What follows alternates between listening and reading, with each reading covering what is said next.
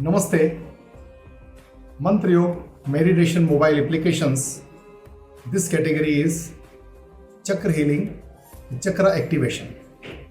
Here in this category, we are discussing of root chakra, the Muladhara chakra. And Muladhara chakra's Bij mantra is Lam. Now we have seen many times the chanting of Lam Bij is performed to activate the Muladhara chakra, the root chakra. But according to the Vedic science of acoustics, its basic factor, the Muladhara chakra, the root chakra's basic factor is earth. So the sound frequencies of the mantras, they are dedicated to earth, to the Prithvi, has to be there, has to sync with the yoga of Om chanting, because Om also has got Udat, Anudat and Swarit. So the Vedic mantra of Prithvi, the earth has got. When they sync in one another and creates a resonance, that helps in activation of chakra. That will be the true chakra healing. Om Syona Prathvino Bhava Nakshara Niveshani Jachana Sharma Sapratha Om Syona Prathvino Bhava Nakshara Niveshani It's a sync in one another. That created resonance will be very, very advantageous to activate the chakra, and then that will be the true chakra healing. So wishing you all the very best for a practice of 24 days for root chakra. Thank you very much. Good luck. Stay blessed. Om Pavitare Stho Vaishnavyo Saviturvaha Prasava Utpunamyachitareణ Pavitareణ Surjasya Rashmibhihi Tasyate Pavitara Pate Pavitara Putasya Jatkamaha Pune Tachake Yama Om Bhu Om Bhuvaha Om Swaha Om Maha Om Janaha Om Tapaha Om Satyam Abo Jyotirasomritam Brahma Bhura Bhuvaswarom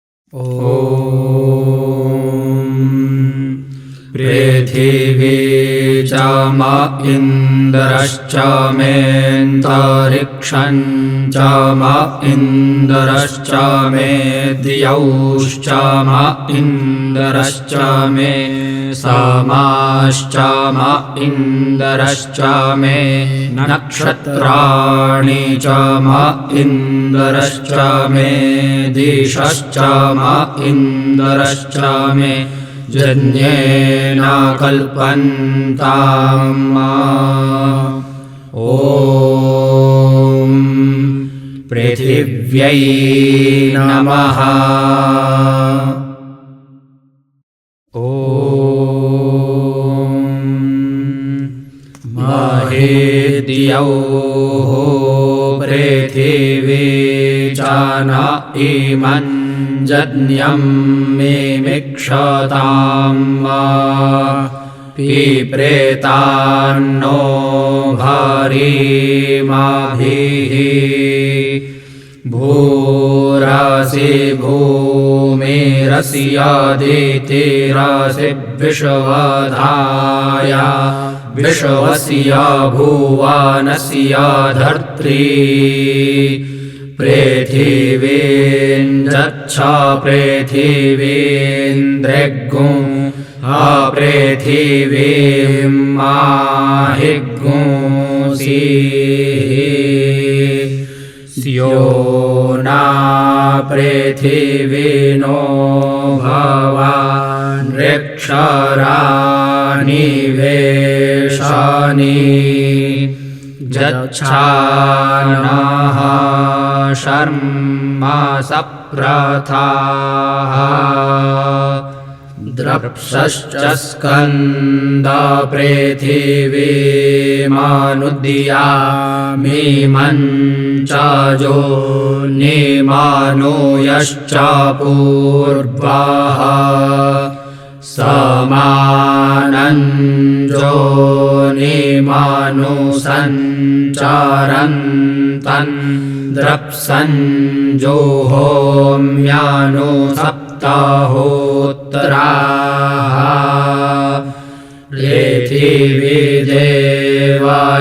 जन्यो हत्यास्ते मूलं माहिग्गुंसिखं व्रजं गच्छ गोष्ठानं वरेखतु ते द्यौर्बधान देवसविताः परमस्यां पृथिव्याग्गुंशते न पाशैर्जोऽस्मान्वेष्टिजन् चब्बयन्द्विखमस्तमतो मामौका